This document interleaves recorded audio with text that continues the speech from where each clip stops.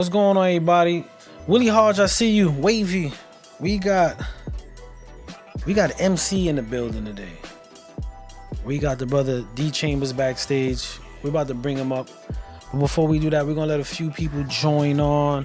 Please, if you have your questions, put them in the feed. Shout out to everybody on Facebook, Instagram, TikTok, as well as Apple TV. Shout out to everybody out there. So, we got D Chambers. This brother been putting in work for some time now. And we're gonna go through that little journey. He gonna share a little bit about what's going on with him then, in the middle, and now. When we talking bars, when we talking the core of New York hip hop, this brother been instrumental in putting in that work for some time.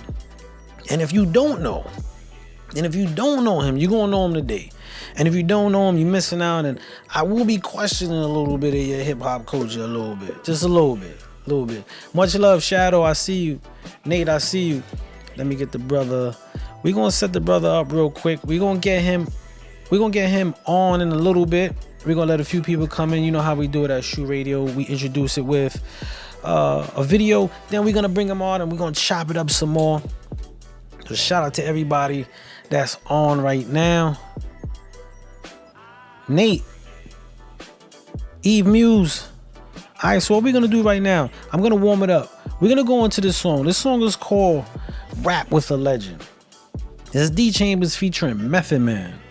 And I don't know how many people not only got a feature with Method Man, but can hang out with Method Man in the sparring of hip hop music. So salute to this brother on that, most definitely. And this is just another reference. This is another claim to why the brother does what he does, and the testimony to what he's been paying his dues for. Because best believe, Rap with a Legend, most legends wouldn't jump on a record with you if you couldn't hang out. So without that being said, further ado, let's go into this video, and then we're gonna introduce the brother back on the set. I know he's on the move, so time, what they say, time is money. So we're not gonna rent too much of his money, but we most definitely gonna have the brother on. So here we go. This is Rap with a Legend, D Chambers. Check it out, y'all. What's up? Method Man, what up? I came to bring the pain, you know the rest of it. Scars and the wounds on the body is pure evidence. Merged from the slums like you, just near the water. I'm from Coney Island, the block's hotter than Florida. Smoke some of the sour, me and Meth OD. Remember how high? 2 cups, no lean. I put so much work, I finally work with a legend. I really rap to bring it back to the essence.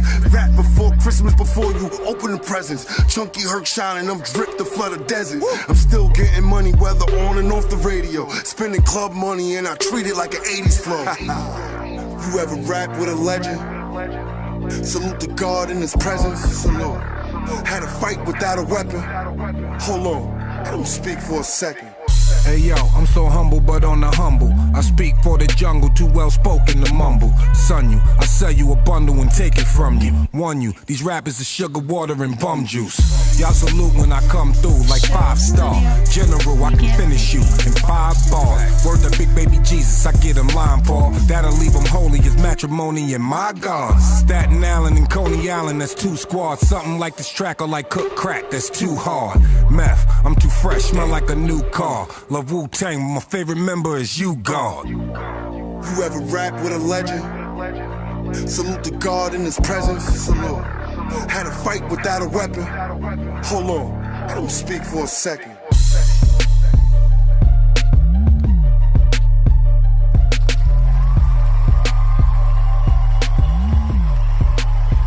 All right, y'all, that was Rap with a Legend. Without further ado, let me just get his brother his just due. This brother been in the lakes and the workings with, as you seen, Method Man. We talking Benny the Butcher, Fred the Godson, Manola Rose, Uncle Murder, you name it. He's been in the spaces and he been putting in work for some time. Let's introduce this brother live on the stage. This is D Chambers, y'all. Round of applause. What's going on, my brother? Everything's a blessing, man. You know, pardon me, it took me some time. As you can see, I'm on the move. I see. I pulled over. You know what I mean? Just for y'all, you know what I mean? I see it, and much love for that, my brother. Much love. Like I was telling Josh, we rather you safe than not. You know what I'm saying? That's what we rather. But without further ado, man, like for everybody who know, I mean, even when we announced you coming on to the show last week, you know, a lot of people was like, yo, some been putting in that work, and you have been putting in that work for a long time. And one thing I wanna start with was take us back to that moment where you was doing the opening song for a mix show.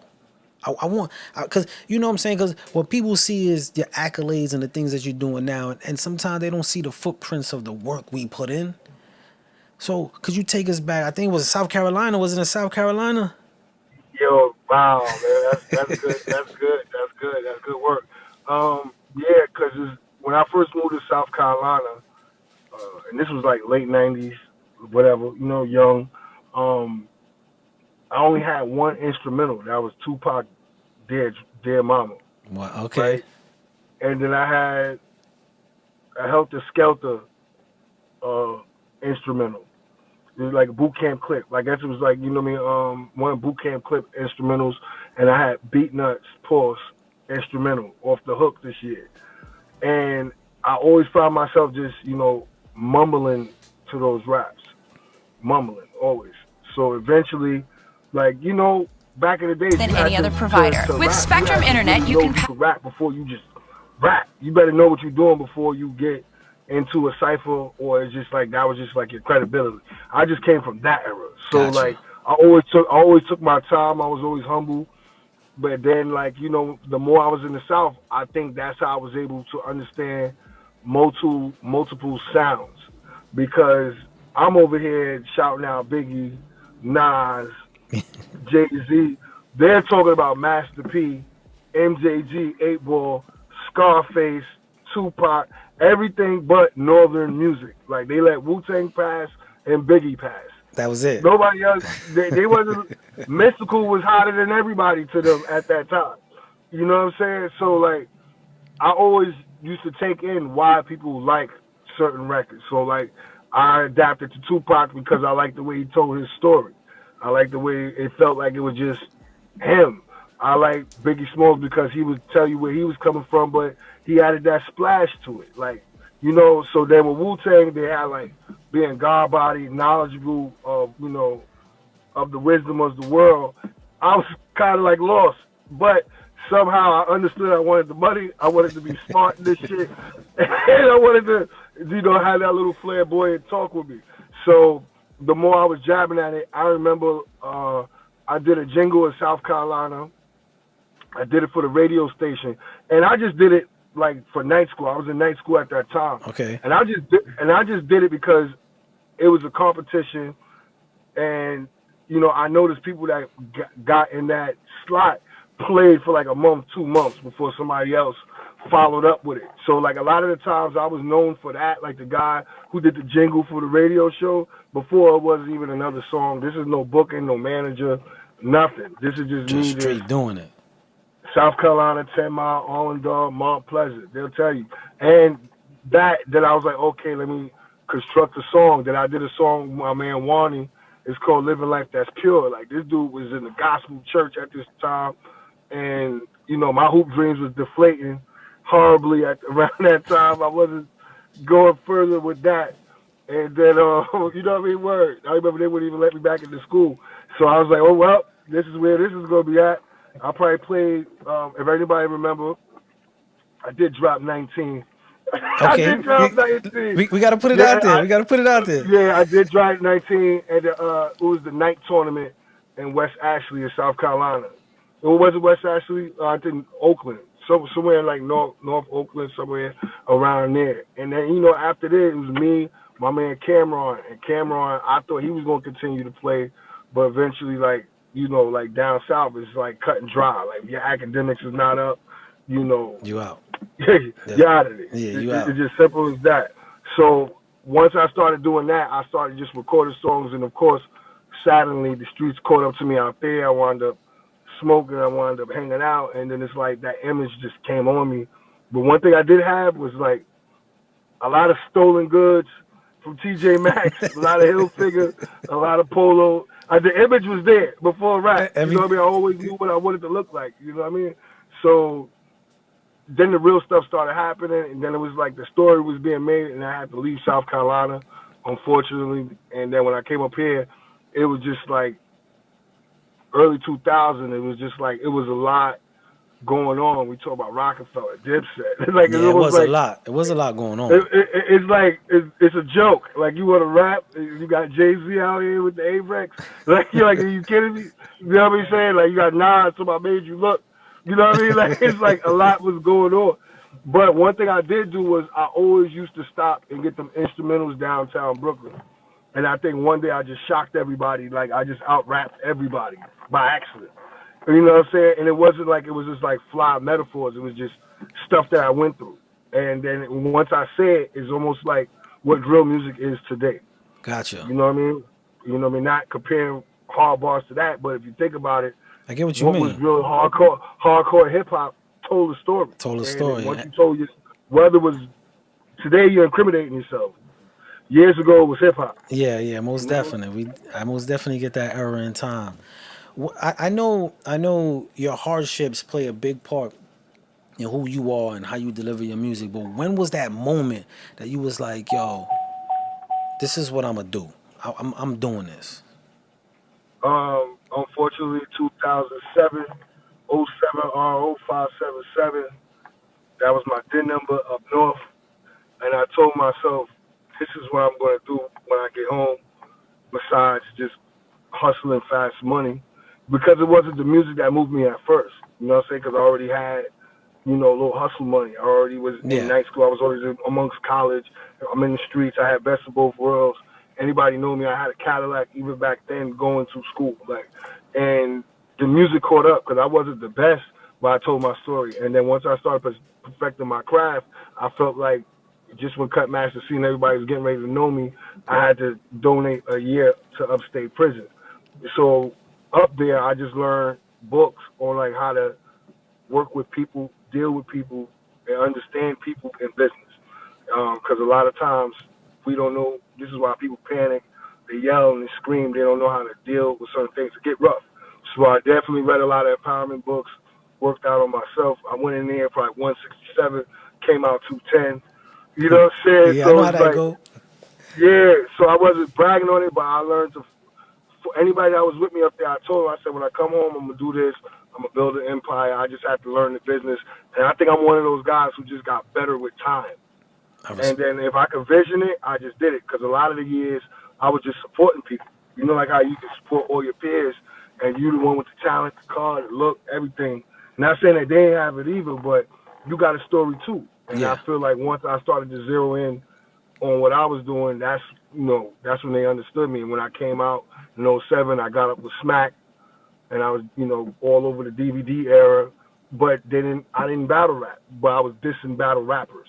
You know what I'm saying? Yeah. So and then my name would get brought up, and then I'll spend some time with you on the internet and whatever. And then it became an art form from that to the open mics to just doing everything to getting my name out there. That was just the raw rap part of it. The business definitely came later. So I know for a fact, and as far as the show, Shoe Radio, we both know what the shoe is up north, and so I understand the plight of coming home and putting in effect what you want to do. But how was that struggle coming home? I know there's artists who never touched the top and having a struggle. So for you, that transition into society and with a dream and a goal, especially rap, motherfuckers, you tell the person you rap. You know what I noticed? What I noticed is that a lot of people do more with nothing. That's and real. There's a lot of people who have a lot and don't know how to do anything. So once I realized when I first came home, I was just like, yo, I'm watching B-Cat on parole. They putting the number at the end of the show. So I'm like, all right, I'm going to call this number. And then sometimes people used to think I was crazy. I used to pull up on them. I used to really follow suit. Just like shout out to YNVS Shampoo. I saw him on B-Cat. I told him where I got the number from. And to this day, me and Shampoo is cool, for YNVS Def Jam. Yeah. So with Smack, with that, the hardship, what is different is, I just think a lot of times people don't know when to own their moment. a lot of times people share their moment. That's And deep. sometimes that moment is not to be shared. So sometimes you might spend a lot of time just sharing that moment. And people will just know you for that and call you a real one, but at the end of the day, you know what you should have did and what you could have Could did. have did. You know what I mean? That's real. That's real. I like the way you put that. Sometimes you gotta just take your own moment. Don't share it. Live in your moment. So let's go back a little bit, like 1997. You did the Summer Jam Festival stage. That damn, you got some information, bro. Hey man, I gotta do my homework. You know what I'm saying? I gotta do my Yo, you homework. know what it was? You know what? That was actually me winning a freestyle walking through the mall in Kings Plaza. It was like Bobby, like I think Shining Culture and Bobby Condas. They was doing something. This is when like 106 and Park was like super duper live, and to that nature. So I just signed up and I was just rapping in.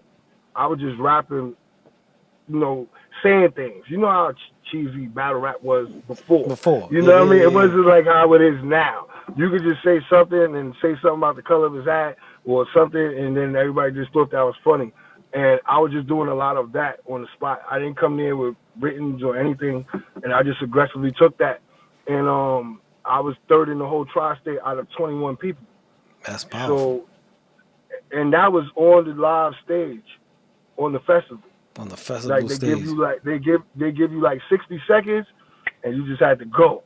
Like, and you know, I lost to a girl, honestly. You know what I mean? Because I didn't want to call out her name and do none of that. But my man Sonny C ain't waste no time. I was like, yo, damn. But if I would have did that, then me and my man Sonny C, we would have battled, and we both came there together. Gotcha. So that's another crazy thing of where it's like, yo, own the moment. Like, fuck it. Like, Fuck it. you know what I'm saying? It was one of those things. You know, it's funny. If nobody bring it up, I won't talk about it. But, you know, it's one of those things where be like, oh, yeah, he was supposed to battle Jen if he would have won. And that wasn't my, you know, my path in life. That's all. I dig it. So after all that, once you started to get, especially coming home and you getting into those realms and the momentum is picking up, what was the first thing like towards your career that you was like, yo, I'm close or I got a notch up? What was that next thing for you? Every believe it or not, everything was like a notch up for me coming home. Coming home was the freedom. Then once I felt like I did my first video, I did a video that with my other guys from Long Island. They got a tattoo shop right now. Their name's gonna come to me. But then I felt like once people saw me on Smack, URL TV, and they saw me on that DVD, that spread it faster than any cipher I was in the street or anything. It was like, oh, that's the dude from the cipher. And then people saw me around Math, Cortez, Hollow, and they saw me in the battle culture. But if the ones that really did their homework, they would know I really come from the open mics and Mental Supreme training camp. So it was a lot of that. And like I said, I just wasn't smart enough to put the fast money down at that time and just zero in on music. I was, you know, like I said, it came later in life. And the more I took it serious, the more I elevated. That's why I don't play with it. I really take it serious, you know? Man, I respect that. And a lot of people might not know this, and correct me if I'm wrong. NYB, you was part of NYB with Mav Hoffa, Cortez, Hollow. Is that a rumor or is that true? No, that was definitely one. And NYB stood for Now You Believe. Some people thought it was New York Bullies. That's the title they gave us. You know what I mean? Yeah, but, yeah, of course. You know how that go.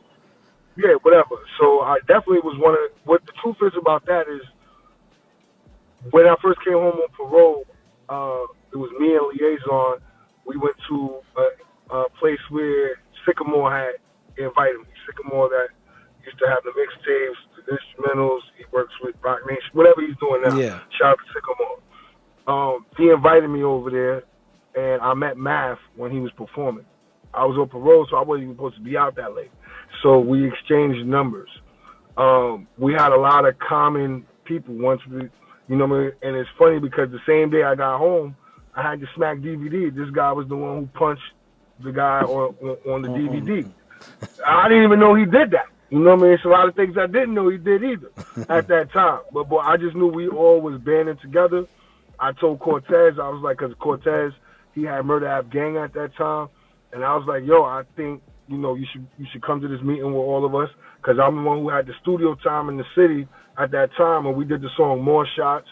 It was me, Math Hoffa, and Liaison. And at that time, believe it or not, before Math got on it, it was my man Reddy Rock. But Reddy Rock had moved to Atlanta. So I thought that was the perfect record to get Math on. But me being on parole, I couldn't move around as much. So you would see them do Cosmic Cab. They was doing This Is 50 interviews, and I couldn't be there. They just heard the name. So we once like Math, Norbs, Beasley, and Smack, we all called a meeting. We pulled all our resources in. It was like a elite member room, the DVD outlet. Straight up. And some people chose to rock with us, some people didn't.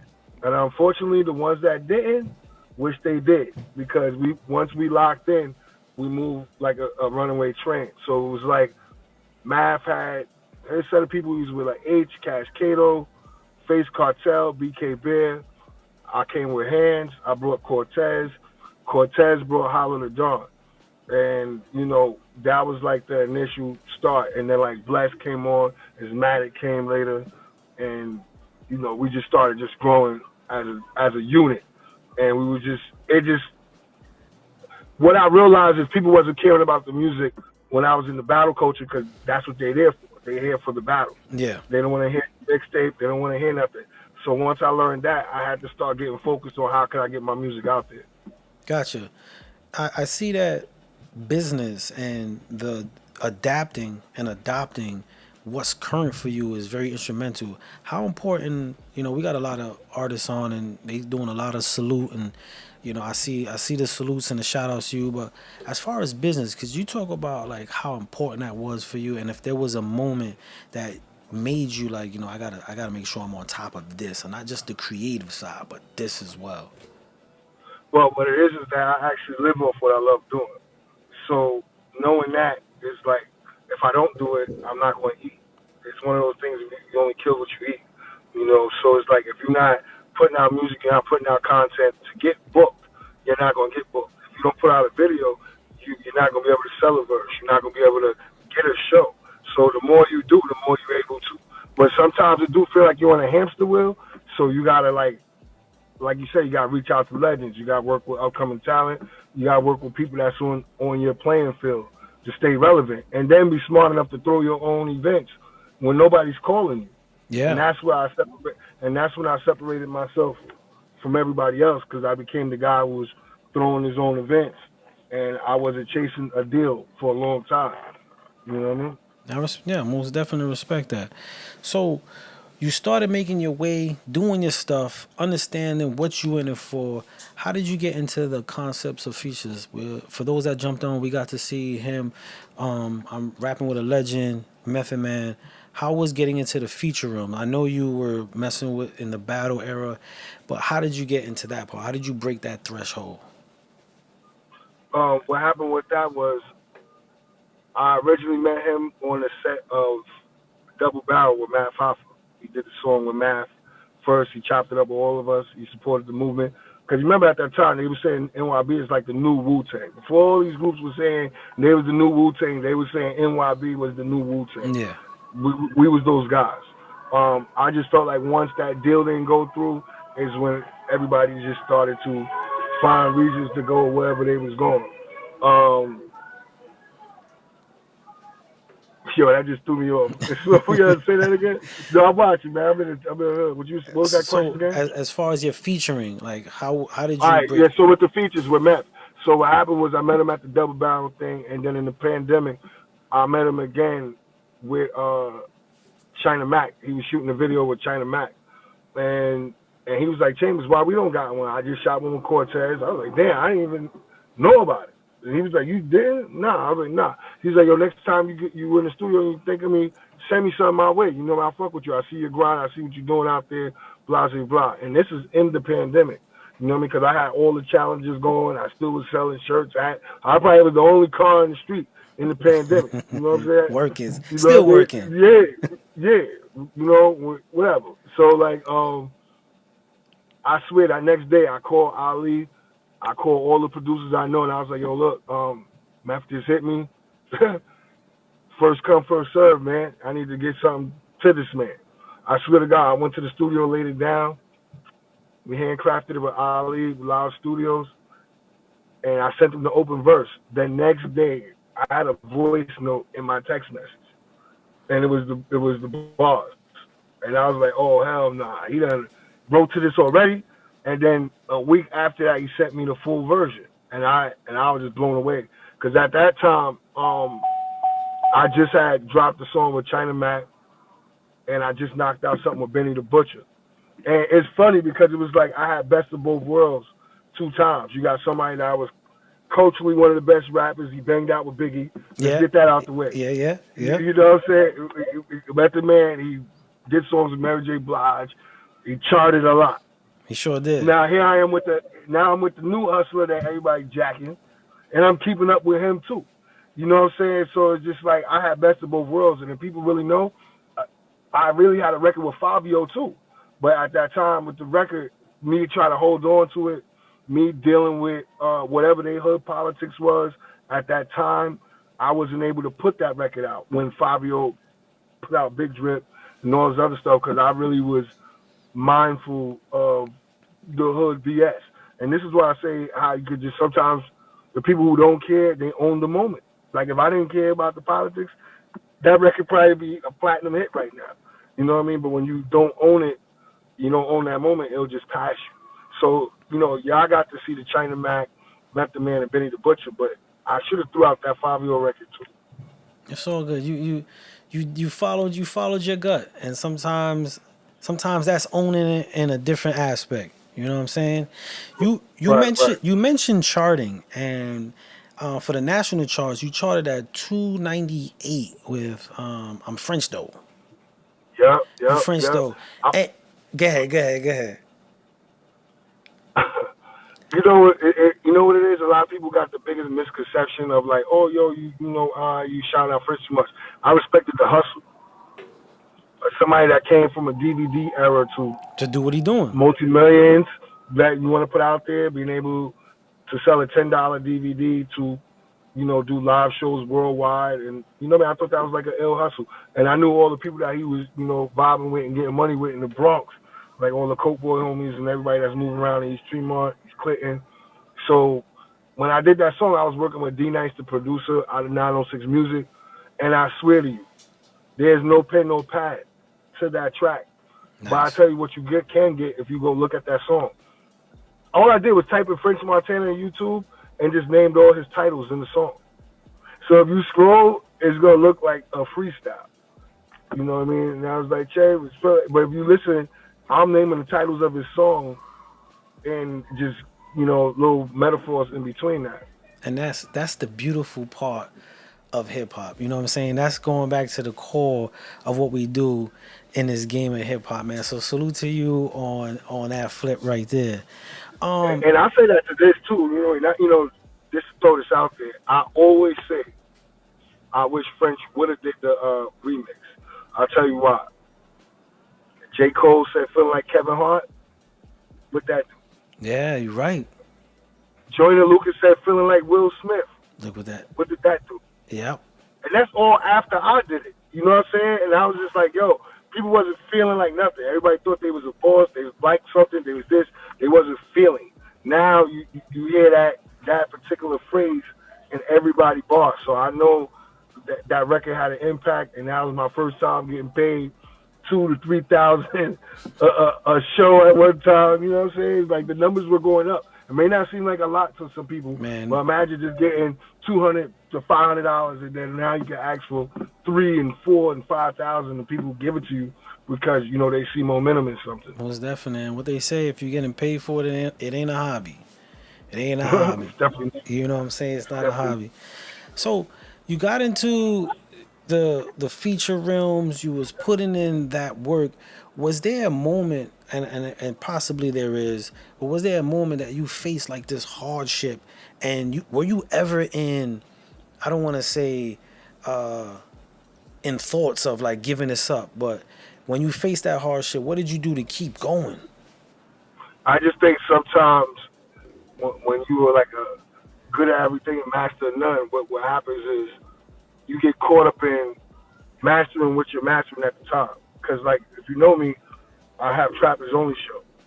That's where my concerts is at. Every time I got a new song, new freestyle, new feature, before it hits radio in the street, I'm performing it, making sure I pack out a venue that's like 250 plus.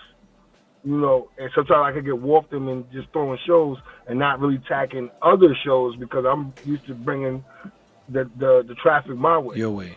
Sometimes when I'm doing the clothes like W Apparel, I'm with one of my friends right now with Natural Born. He has a brand. Sometimes I could get lost in clothes because you know you get lost in fashion. These things make money. It's hand over fist. Yeah. So is the club. So is the event planning. So sometimes, like even with the radio shows, when I was doing No Time for the Small Talk, people were just looking at me for the look for the radio, forgetting I do music. So it's like sometimes you gotta remember you create all these things and people be like, this is what they know you for. And then sometimes people could just get lost and you gotta retract what the main purpose is. So you never get bored. You just gotta keep recreating. Keep creating. You heard that, everybody? Keep creating. We getting a lot of salute. And notice I never said I never gave up. It was never a thought of me giving up. I really live with that warrior mentality. That's what this WM is for. Like, that's right. Follow W Apparel. I live with that warrior mentality, and ladies, I inspire them to have that willing mind power. I agree with you. My phrase always been no plan Bs. You know what I'm saying? We're gonna make it work. We're gonna make it work. So, quote me, and I don't want to quote this wrong, but I know you're managed by Soundbite, right? Soundbite Management, Josh. And when I was, just checking you out, there was a moment where Josh said to you, "Is this the best you could do it? Why we doing it for?" Something to that nature. He said something quoting to that. And what is the importance of having that team and those people around you that can, take this journey with you in that direction? I think knowing that everybody's good at what they do, and they gotta continue doing that. Because sometimes we all try to do what works, forgetting about what he do. Now, like what's good about Josh is he may be able to take care of the things I can't take care of. It's just a natural fact. I may not have time to do a lot of the digital work or make sure I get the best negotiation. I might shortchange myself. He might tell me, "Nah, you're worth more than that. This is what you need to do." Sometimes I have my brick walls with my manager because that's why I say Instagram's a lie. And sometimes being signed to a major is not really what it all cracked up to be, because sometimes you could really be great independent and then you see everybody else move and be like, yo, why am I not there? Why is this not happening? Da, da, da, da. But I just think, keeping that team around you that keep you busy, keep you motivated, that's what's going to go. Because the truth is, the longer you in here, the more you're going to feel like you could do it by yourself. You just need the right investor to believe in what you do. So once you have all your ducks in order, it just makes it much more easier when that time do come. That's true. That's most definitely true. And you said something very powerful. Everyone knowing what they're good at and doing it for the ultimate goal. And for all the artists out there, really take notes on that, because sometimes you guys want to be around people and don't know your place in that placement, just looking at the benefits of it. So shout out to everybody. What I also tell people is, like, sometimes everybody don't rap. We know that. So if you don't rap, or you're not filming, or you're not even coming up, maybe you need to go to the store. And that's your job. That's your job. You know what I'm saying? Yeah. Go to the store. Nobody's going to do it like you. Because nobody else, we all got to rap. We all got to do this. We need somebody to go to the store. And that person is just as important as the engineer. Yep. Straight up. Believe it or not. I say that all the time. The building can't work without the janitor. Like, everybody's important. Everybody got a role in making sure this operation works properly. Yo, when I was working Local 79, right, I was doing construction. This is when I was really living best of both worlds. I'm working, I'm cool with the foremen, cool with the A-man, the journey. I'm meeting safety people that do not care about rap. They're making $100,000+ a year. This whole shit is a joke to them. Mm-hmm. You know what I mean? I was around, when I said, yo, I'm tired of doing the construction, they looked at me like it was a joke. There's not too many people who believe in dreams. You know, some people are conditioned to just live in the matrix. So to wake up on your own time and be like, yo, you know what? Today I'm going to record, blah, blah, blah. You're not really thinking about a job. That's not the normal way this world works. Some people, they think it's all about music, but if you could learn how to make money around it, like I said, I learned to create my own events, sell some merch, be a liaison, make myself useful, not used, but useful. Useful. Yes. You know what I mean? So never make yourself used. Make yourself useful. So once I learned that, it was just like it's a race to the top. It's a race to the top, bro, because nobody's going to support the guy who has nothing. That guy may be super duper talented, but if he don't got no drive, no oomph, and he got low vibrations, that's all it will be. Like, yo, he nice, but I don't got time for that. Like, Yep. people's living fast paced today. Speaking of today and the pace of today, I know we come from the time you could have jumped on a CD, put it out, hand it out. How the market of music, I don't even want to say music, just music making, but music promotion and distribution affected you, positive or negative? It works both ways because I know what features do. Because I can honestly tell you, I remember when I put out that record with Method Man, and when it went like 300,000 that first week. Shout out to Video, shout out to Josh for setting up with Video. I was getting checks every week for like 672, 482, 5, a month. And then when I did the Benny the Butcher, it was just like I could guarantee some type of money that was coming in from online. So when we was in the pandemic, I could say yes, this is the way to go. But now that everybody's back outside and they're working these numbers, it's back to hand over fist. I'm learning how to match both because I know what a feature can do and how the streams can go and what it could look like monthly, and on top of like how the growth goes. So every day is a daily lesson for me because some people may put money into a video, and then there's some people who rather just do an Instagram video and put $300 to $1,000 on Spotify. Yeah. And count on them streams. So it's like the look versus reality. Yeah, presentation versus the product. Most definite. So we touched into that. I got a question that I asked everybody that come on the show, and if you looking at everything that you know now and everything that you've been through, if you could just look back to the younger you and share that one thing to the younger you, what would that be? Go first. Go first. With everything. I dig it. Go first. Most definite. Ain't no trick question. It ain't nothing to it. Like, yo, like if you believe it, if you seen it, if you said it, then do it. A lot of the times I used to be like, let me hear what he thinks. And if you don't like it, then today I dictate the weather. Today I'm like, this is the new thing. And then everybody's, I'm influencing the culture this way.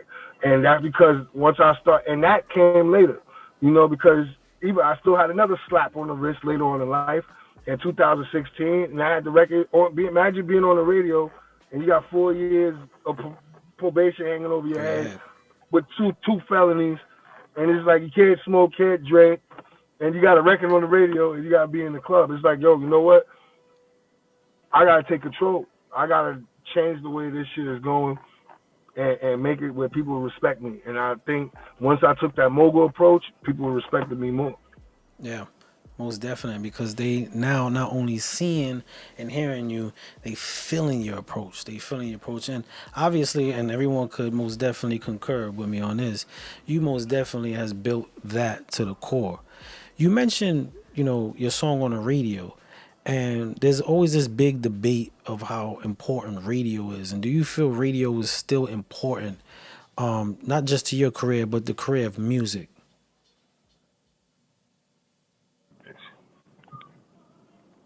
Yeah, yeah? Yeah, I'm here. Yeah, pardon me. I just hooked you back up to the Bluetooth. Oh, okay, no problem. I was saying you had mentioned having a song on the radio. And there's been this big debate. You hear it all over the place, but how important is music? Radio? Do you still feel that radio is instrumental to how we put out music? Not just you, but the culture of music itself. I don't care what nobody says. Your song come on the radio, it feels like $1,000,000. Straight up. You know what I mean? The person that's riding in the car, they feel like they know you. They feel like they got $1,000,000. And you know, some people be like, "Oh, well, it's the same top 40. It's not really reaching. It's not projecting to other people." But in reality, it is. And you just got to make sure all your ducks is in order. Do both. Get your songs on radio and work that, because you know why? Sometimes knowing the DJ is cool. Sometimes just being in the circuit of the machine, how does that really help you? You could tell somebody right now, yo, I got 500,000 streams, and they never seen you, never heard of you. You gotta prove that. Like Straight they gotta up. be like, yo, now you gotta back out your phone, analytics. You gotta break it down to them versus that person that's in the street doing those live shows and in tune with the radio and all the hottest DJs. When he put that song on the radio, they're gonna want to put you on the feature to help their streams. They're like, yo, this guy's on the radio. He can, yeah, it's instant. Like, but you know, some people may say, oh, that's the old way of thinking. You got TikTok, you got Spotify. There's a lot of people who don't tune into that. Yeah, a whole bunch. Yeah. There's a lot of people that don't tune into that, and especially the older group. Like, they're not going past YouTube. That's So true. it's like, you know what I mean? So you also got to look at the demographic of music you're doing. Yeah, I argue that all the time, and even the demographic that's there, you know, the younger generations who might be able to recite that 3 seconds of your song, but don't know who you are. They'll Right. bust a whole move to your song, and have no clue who you are. So people get lost in that. And that's what people get lost at, because a lot of the times um, the music takes off on sometimes depending how you promote it. You on mute? You on mute? If you can hear me.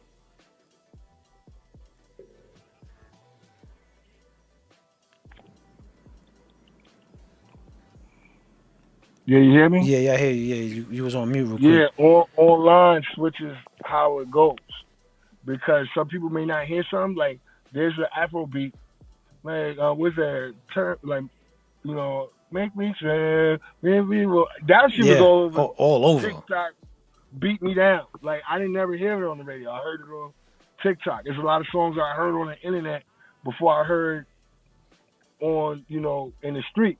But in my world, I hear more stuff on the radio that trends into the club, or the club trends into the radio, and it kind of like ping pong off each other, you know. Straight So up. like when a lot of people do come off in today's climate with 1,000,000 streams, just a lot of people think it's fake anyway. So you gotta put the work in regardless. You're right about that. We have a personal question, not a personal question, but we have a question from our viewers, and they said, "Will you be featured on the Math and Hands project? And will we ever see an NYB album?" You want to know something? I was one of the guys who used to want that project to come out, but whatever happened with the producers and the engineer, this is why I say sometimes you gotta put yourself in that situation where you either want to take control of the situation or just watch it wither away. Unfortunately, that music is there, at least 30 to 40 songs. You know what I mean? Of NYB music. Gotcha. As far as the Math and Hands project, I'm not even gonna say I listened to it, but I heard some of it, and you know, man, I like the direction they're going with it. But once again, I'm so busy in the nightlife and in the clubs and radio. Maybe what I'm doing is too mainstream. Maybe, their music is probably, I'm not saying they're underground, but I haven't heard, they're not in the circuits I'm in. You in? So I may hear it when I go check their page, and I might see a small clip. And the reason why I say it like that is people got to be more understanding that watching the Instagram clip doesn't mean you saw the video. That's so 100% true. So sometimes people will say they saw the video and never saw it on YouTube. They're like, yo, this is the first time I'm seeing all of this. Like, I only saw what you put on the gram.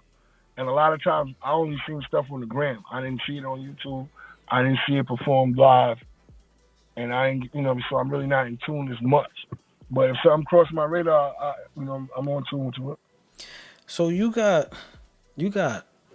fashion, You got music. You even dabbled into the acting. Let's talk a little bit about Yeah, I'm that. definitely more chestnut of this rap thing, man, for sure. Yeah, and I want our viewers to understand that. So let's talk about the acting a little bit. What got you into Uh, that? What was your first?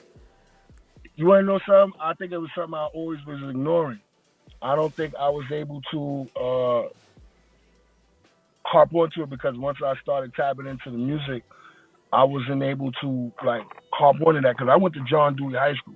At first, I used to be mad I didn't go to a Lincoln, a Grady, a Sheepshead Bay, like a ball playing school, high school. You know what I mean? It came later. And when I transferred to South Carolina, they didn't have those like theater and acting academics.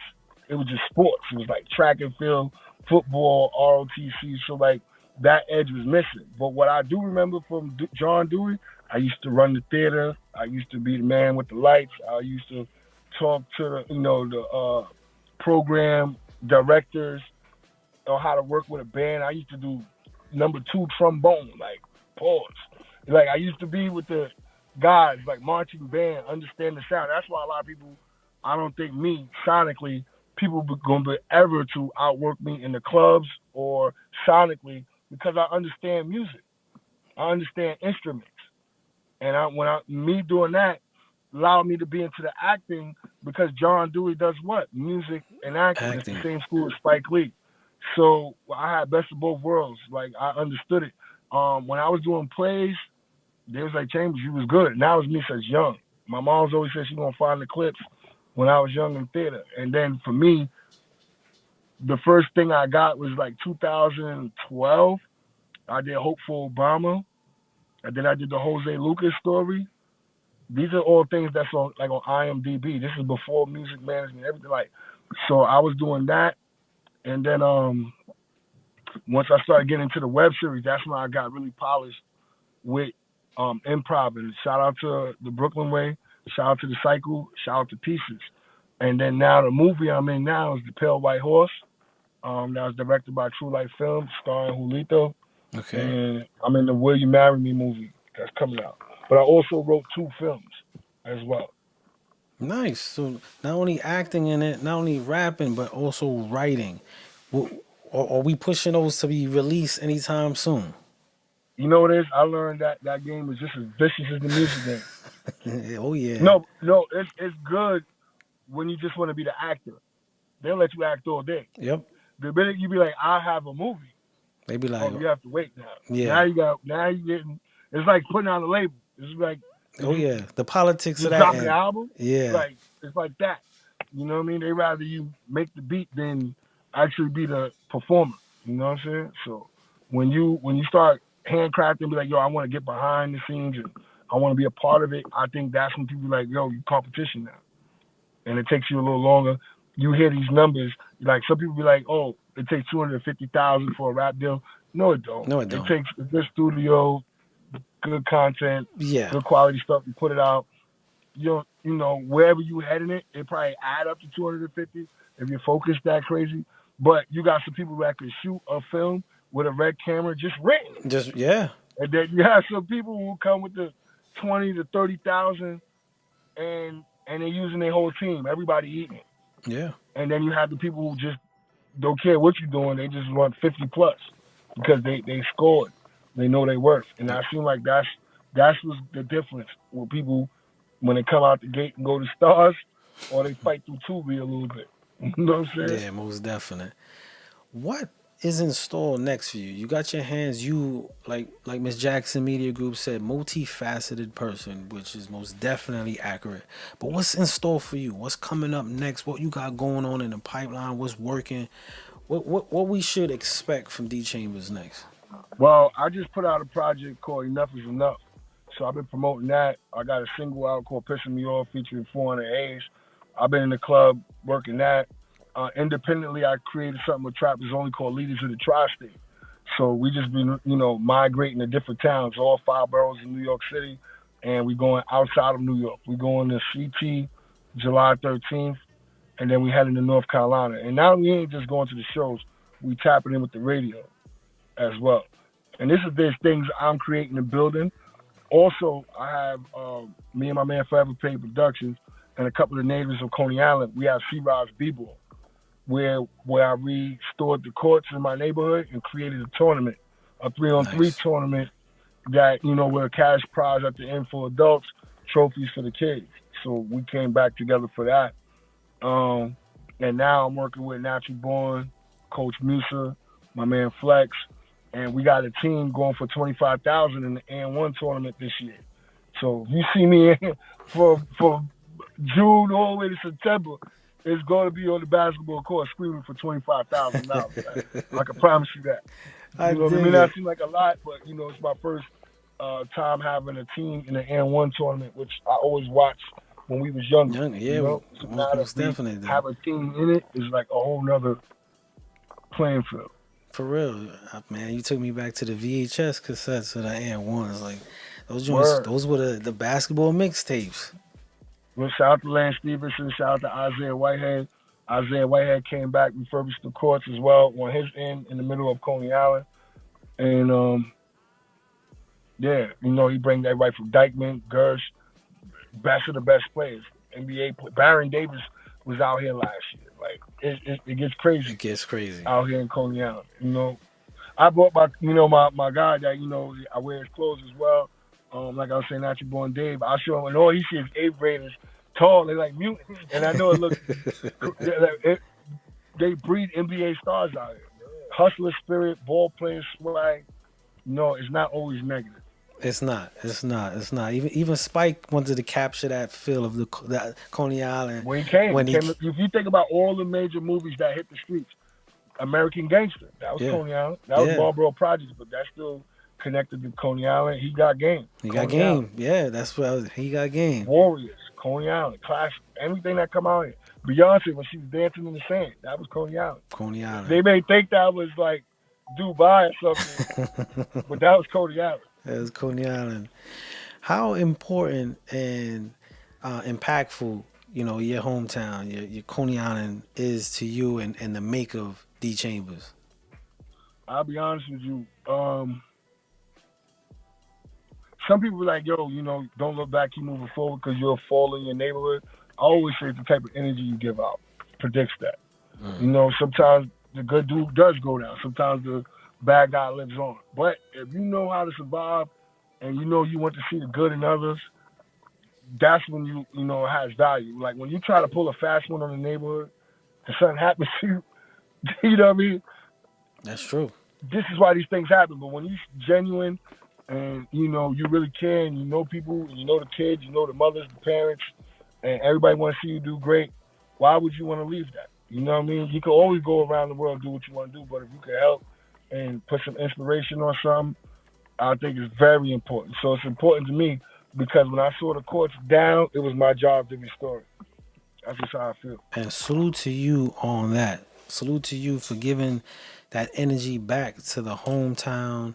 Not saying it's anybody's duty, but a lot of people don't do that. All over, they don't do that. So salute to you for even taking that and spreading your gifts, your joys, and your rewards back into the hometown. Because I know you know this, but there's that one kid right now that he got on that court and you just made life for him. You know what I'm saying? You made life for him. So most definitely shout out to you. No, I see that every day. Imagine you coming out here, like I said, I encourage people to go to C-Rise D-Ball and scroll down. I did it from when it looked like ground zero. Now today, you come here after school, it's about 60, 70 kids on that court, both sides. It's almost like we need more rims. Like, you know what I mean? But this was the start. And this is only our 3rd year. Look at that. It sounds crazy. This is only our 3rd year with fixed courts that always been here. But I also say, like, the people before us, they did it for us. And I just think somewhere we got lost between my age group and the ones that are like 20, 22 years old right now, because they wasn't taught. They wasn't taught, yeah. Because we didn't stick around to show them like, yo, let's fix this together. They always thought it would be maintenance or the city of New York when it's really us. It's us, yeah, it's ours. ours. It's ours. And once I broke that cycle, it's like, I felt like Joe Clark, honestly, in East Side High. You know what I'm saying? I said, pull your pants up, take the mask off. What are you doing? You know what I mean? Like, and there was a lot of that. They smoking weed in the lobby. I'm like, what the fuck you doing? my mom's come out. You know, it's a lot of things you just clean up, and then with that energy, there's other people who feel like you, and then when you realize it's some of y'all too, that small bunch could be impactful towards everybody. And that's real. That's real. We have a question, and the question was: any advocacy programs you give your time to? Yeah, I just told you, C-Rise B-Ball. There you go, right there. C-Rise B-Ball. I don't know. Maybe I worked with Guns Down Life Up in the Bronx. Okay. I worked with City Called Art. That's my lady. She has her own nonprofit program for kids that into art. Operation Hood. I did the cancer walk. I did the give back, but like I said, I created C-Rise B-Ball because I didn't really see nobody helping us. Like, I'm giving out all this water, hand sanitizing, passing out books, telling people stop the violence, and I wasn't even doing it in my own neighborhood because the programs wasn't reaching Coney Island. We had the last stop in New York. If people don't know, like, it's us, Far Rockaway, and the next stop is Atlantic City. You know what I mean? Maybe even Long Island if you go Suffolk County. People really forget about you, you know? And, like, when you realize that, then you realize you're fighting for yourself in your own domain in your community. Most definite. I want to just take this time to give you your flowers. Not even your flowers. We're in the era of everyone giving out flowers, and on our show we say we give out the honor because flowers do die, but honor gives and lasts forever. So I want to take this time to honor you, my brother, for not only the work that you put in, but your core and your soul and your heart. Not only do I hear the passion and see it throughout the years of your work, but I could feel it.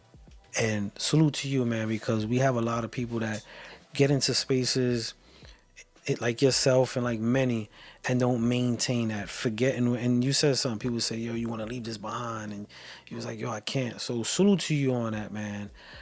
Before we go, like I said earlier, time is money, and I know you are.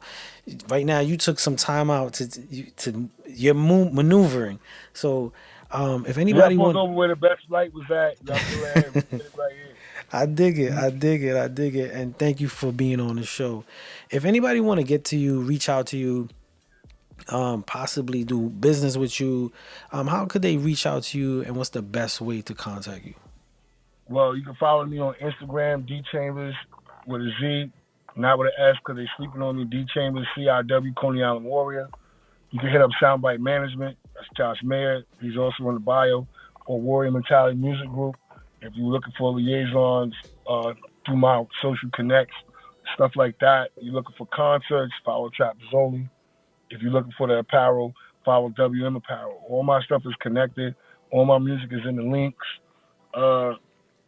Besides that, you can find me by the nearest TD Bank if they deposit some money. You know what I'm saying? Like, yes, sir. That's just what it is. You know, the grind and the struggle continues. Thank you, my brother. Thank you. Let's give a round of applause to the brother right here. Thank you, man. Really dope sit down. Again, be safe in your travels. Keep your pursuits and your plights high. We are all watching and rooting for you always, my brother. Thank you for coming on the show, spending your time with us. What we're going to do now is we're going to not close right. We're going to go into 2 videos. We're going to go into that Piss Me Off video, y'all. We're going to let the brother get on his journey because, you know, he's still on the move. And as you could tell from the things and the energy that he's been putting forward to, he does not stop. So we're going to let him go for the rest of the night. And we're going to just go into some visuals. I would tell people, always remember the worst risk is not taking one. Go by your first thought, not your second. And definitely put yourself first when you know you should. Simple. And there's no better way to close out an interview or sit down with that right there. I hope y'all taking notes. And listening. Playboy Berg Nation said this was a good interview, man. Salute to you. We getting a lot of hand claps. Straight up. Thank you for everybody on Instagram, Facebook, and YouTube, as well as Apple TV. If you did not download the app, MG Presents, get it there. You'll get live content. Yo, I definitely want to say something else. Yep. Go ahead, my brother. Get in that mood. I'll talk to y'all later, bro. All right, man. That was super cool. Let's give another round of applause right there. Yo, shout out to everybody jumping on. That was a really dope interview. So what we're going to do right now is we're going to go into that video clip right now. This is D Chambers 400 Haze Money pissing me off. Check it out, y'all.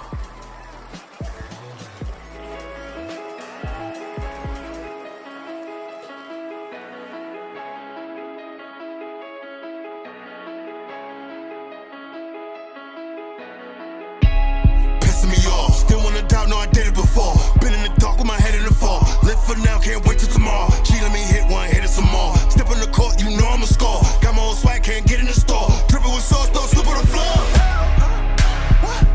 Let me get in that mood. On TMZ, still playing it cool. Dance to the song, still busting the move. Bro, I was rapping, I had all the jewels. From 36, I've been on the news. Been upstate with upstate boots. Been upstate with upstate what?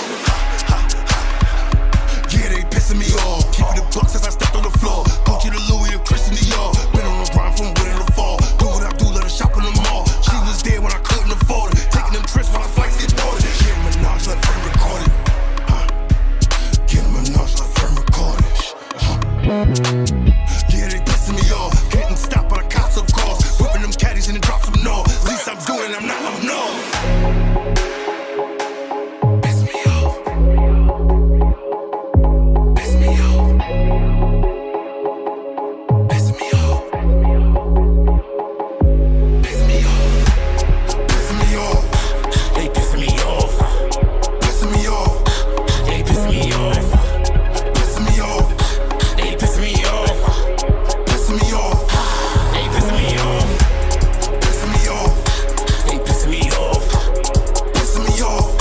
They pissing me off. Pissing me off. They pissing me off. Pissing me off. They pissing me off. D Chambers, let them know that these niggas in danger. Put them on a shirt, making them famous. Do it quick so this shit could be painless. Gang shit. And I stay with her, knock it, passing my bitch, that's my shorty, do wop it.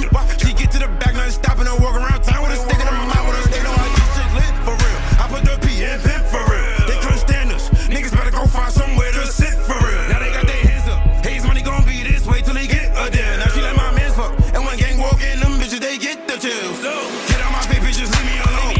I'm tryna get in my zone. They tryna get lit on shit that I own. But realistically, niggas my clone. I'm loving it so cause she getting me mad bread. Have her come suck me up like a tablet. Had to listen through what mommy and dad said. Sweet like just like Cody and Zach said. It's a group of five. Haze Money gon' only leave two alive. From Brooklyn, you know that it's do or die. It's a drip, make it look like a suicide. And they know I'm a pimp, but I still get on gang shit bloody. Yeah, come get him crucified. You don't want a problem with the shooter guy. You don't want a problem with the shooter guy. By realistically. Piss me off. Piss me off. Piss me off. Piss me off. Piss me off. They pissing me off. Piss me off. They pissing me off. Piss me off. They pissing me off. Piss me off.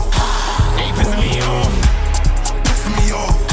They pissing me off. Piss me off. They pissing me off. Piss me off. They pissing me off. Piss me off. They pissing me off. Yeah.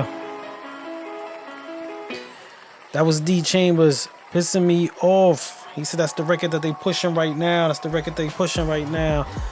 Tap in. We're gonna go into one more song. We're gonna close the night, give y'all some visuals. It was a really dope interview. Really dope sit down. Brother got a lot of energy that he's been putting into a lot of work. If you take anything from this, y'all, take pushing hard. Don't give up. And like he said, put yourself first. Put yourself first. So we saw that Method Man one. I was gonna play that again. I'm seeing a lot of people asking for that Meth song again. But we do have one more request for the song. Somebody said they wanted to see the Benny Butcher song that he mentioned. So we're gonna close it out with that one. This one is called Flights in the Morning. D Chambers with Benny Blanco. Look at me. I'm all over the place, right? Benny the Butcher. We're gonna go into that, man. But I want to send a big shout out to everybody who hung out with us tonight. Again, keep your creative spirits up. If you heard anything today, just hear that it's all possible. Thank you for hanging on with us. And like Miss Jackson said, shout out to Miss Jackson Media Group for Miss Jackson Presents. Shoe Radio on Mondays, 9:30. Also look out Wednesday on the A&R desk. We're sitting down with No Limits on Mr. Serve On. He's going to give us some gems and he's going to talk business. We're going to talk about the career. We're going to talk about a few different things. So that's this Wednesday. So you might want to tap into that if you really want to get some more jewels and continue the energy that we got, that we set it off this Monday on Shoe Radio. But like I said, man, we're going to close this night out right now. We're going to go into this song right here, Flights in the Morning. Y'all be safe. Keep creative. This is Shoe Radio. Shout out to Miss Jackson Media Group. Miss Jackson Media Group presents Shoe Radio. See y'all next Monday, y'all. Here we go. My nigga Chambers in this bitch. Big BSF, Big Griselda. Emerged from the slums, I had to get it off the corner. Rest in peace, tats and tees, it's all on us. I still got fiends that own me since back in 9-8. Trapping out the crib, bagging up on 9 plates. Always had beef, so I stayed with a butcher. 4 cell phones like Master P, I got the hookup. Mac with the extendo, 200 air holes. Quick to let it fly out, funny vibes and weirdos. Black Timbs, Bloodhound brim to the death of me. Grab the passport for any jet that's next to me. If I go broke, I hit the strip, that's the recipe. Ain't 3 for 10, it's 5 for 20, I change the energy. Lockdown, 52 cars worth of push-ups. Now I take flights every morning when I look up. Could tell by the pendant, I'm still independent. Yeah, them niggas signed, but they know we near winning.